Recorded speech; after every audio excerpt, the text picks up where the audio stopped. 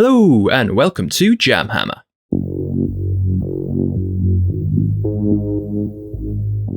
In this video, we're going to take a look at how to paint Imperial Fists with a focus on how to achieve a really smooth yellow colour even when painting over a black undercoat.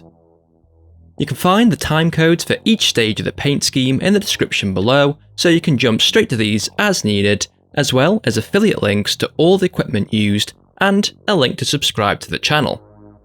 When I recently checked, a massive 97% of people who watch my content aren't subscribers, so please do subscribe if you enjoy this video or the channel, as it really helps and costs you nothing too. I've mentioned before that my main army back in the day was Black Templars, so I've always had a soft spot for their yellow-clad ancestors, the Imperial Fists. I've always wanted to have even just a few of these, so decided this Phobos strike team that I recently assembled for using Kill Team would be a great place to get a few of the Defenders of Terror into my collection.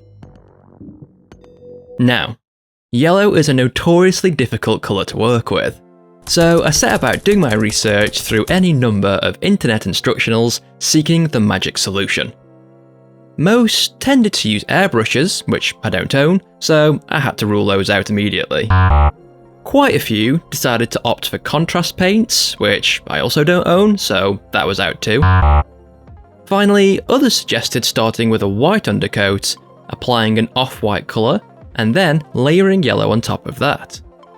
To test these out, I grabbed this poor spare intercessor and set at him with various approaches to painting yellow.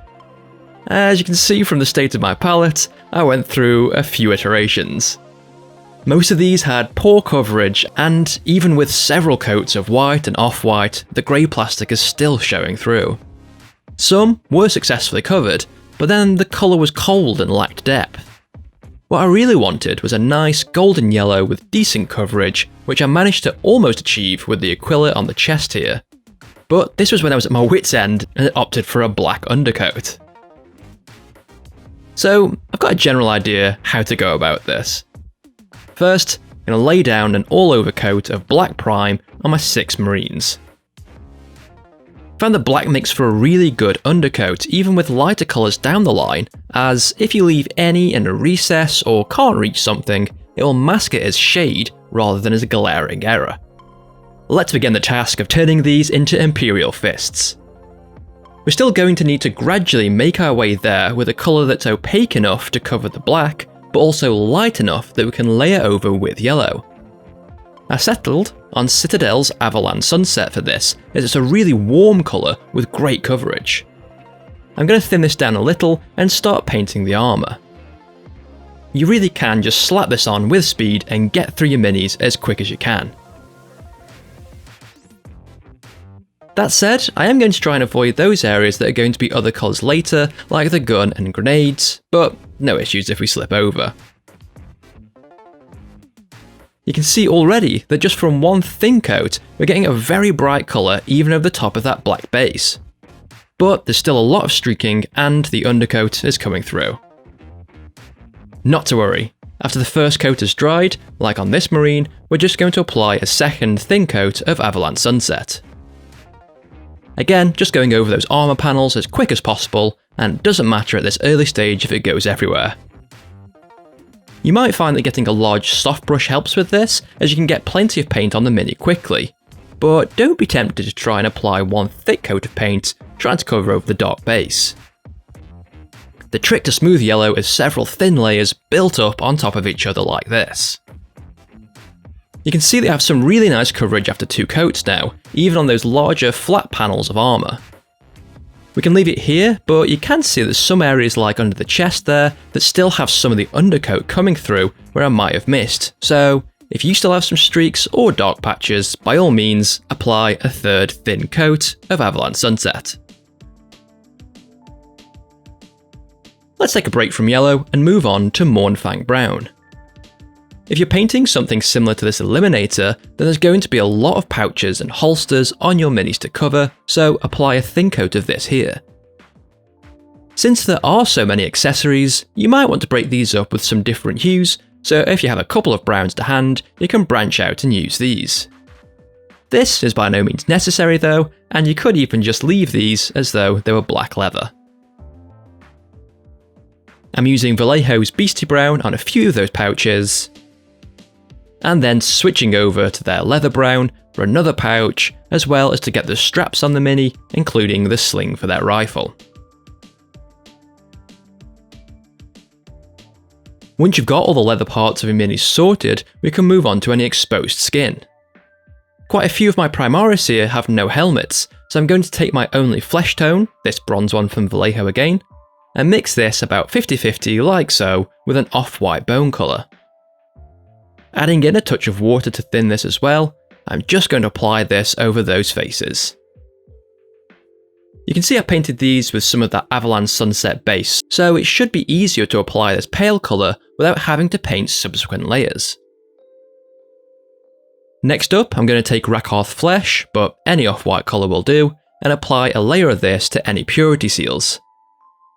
Astartes are usually drabbed in these bits of paper, but considering these are an elite kill team, I've only got a couple to worry about.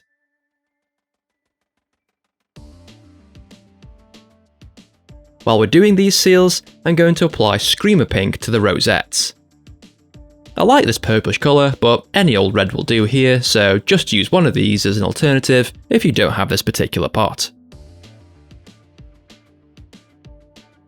Going to move on to a few more reds now with the same caveat. Use whatever you have. I'm going with Khorne Red just for the central skull icon on the Infiltrator's armour like this, so you could use this on Aquilas too if you're painting Intercessors or regular tactical marines. Like the flesh before, this should only take one layer as we're painting our reds over that golden yellow base now rather than over the black. Last red now, I'm going to use Mephiston on the raised edge around the pauldrons. Since these are wearing Phobos armour, that means there's only one of these to take care of on the left shoulder.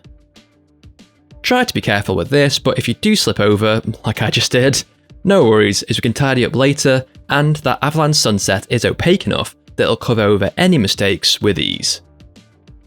Gonna quickly switch over to a gold colour now, using Retributor armour here, but any will be fine, as we're just going to use this to catch the few bits of decoration on our minis, like the skull emblems on the Lieutenant sculpt here.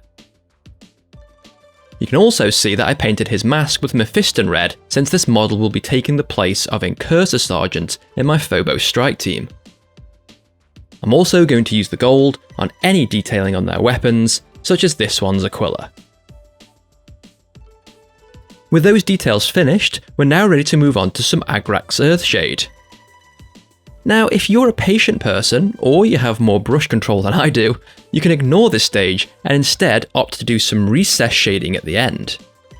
I personally find that applying an all-over wash, then re-establishing the mid-tone to be much quicker and produce a neater result, so I'm going to do this now. A sepia tone might also be preferable to this brown wash, but I don't have that, so here we go. Make sure to move the wash around and stop it from pooling by pushing it into the recesses, or, if necessary, soaking it up with a spare dry brush. We always want to work quickly with a wash, but this is particularly true here. If you leave the wash to dry for even a few seconds on this bright colour, you'll get tide marks forming. I learned this the hard way with our Infiltrator here, where you can see some of these spots on its right pauldron, as well as the vents on its backpack. Not to worry though, that's why we applied this now, so that we can cover over these later when re-establishing the mid-tone. Before that though, let's apply the rest of the colours we need to get these Imperial Fists ready for the tabletop. This one could be optional for you, but get a dark grey colour, I'm going for Mechanicus Standard Grey, and apply this over any cloaks that need it, like on the Eliminator here.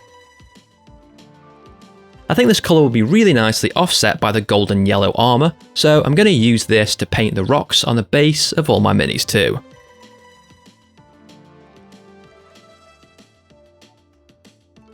Next up, grab a black, I'm going for Abaddon, and use this to cover over anything that got hit by your yellow when you were base coating your minis. I'm going to carefully pick out the exposed rubber on the abdomen, as well as between the joints. If you slip over with this dark colour, like this, then it can be useful to have a wet brush to hand just to dilute it on the mini and then wipe it away. We can then cover over it again later with a little more Averland Sunset. I'm also going to use the black to paint the casing of the bolt weapons, the hair on this mini, and just to correct any slippage on the bases like this. White now, and I'm using Corax. I'm just going to use a little of this, thinned down, to paint the lenses on the eyes and weapons of our minis, including the Eliminator's Sam Fisher goggles, for a simple glow effect later. We can also use this on any medical pouches or helix gauntlets if you have a medic on your team. Moving on to metallics, and we're going to use a gunmetal colour, Leadbelcher here, to catch all of the grenades like on this one's chest, the belt buckles, the muzzle on the weapons, and any other detailing like the clasps on the shoulder strap, the vents on the backpack, and the many aerials poking out too. With these colours done, we can now apply a bit of black wash to them. I'm opting for Nuln Oil and just going to get this on all of those areas we've just painted, such as the bolt weapons, but making sure not to let this splash over onto the armour or any other place that we apply the Agrax to. After this is fully dried on our minis, we can now go back and apply our last few details. I thinned Macragge blue way down on my palette like this, with the leftover Corax white to lighten it, and applied this over the eye lenses to give them a slight hue. And now we're finally ready to re-establish the mid-tone on our armour. What I mean by this is that we can take our Averland Sunset again, thin it down just a little more than before, then apply another layer of this all over our mini, but making sure to avoid the recesses. You can see that the colour has been darkened way down by that brown wash, so if we tried to apply yellow over this now, it wouldn't cover very well at all. So we need to relighten this with the Averland to bring it back up to its brightest level. You can see that I'm applying it to the raised areas on the armour, but keeping it away from the shade and the recesses. I opted to save this step until the end rather than after the wash, because this is our last opportunity to cover over any mistakes.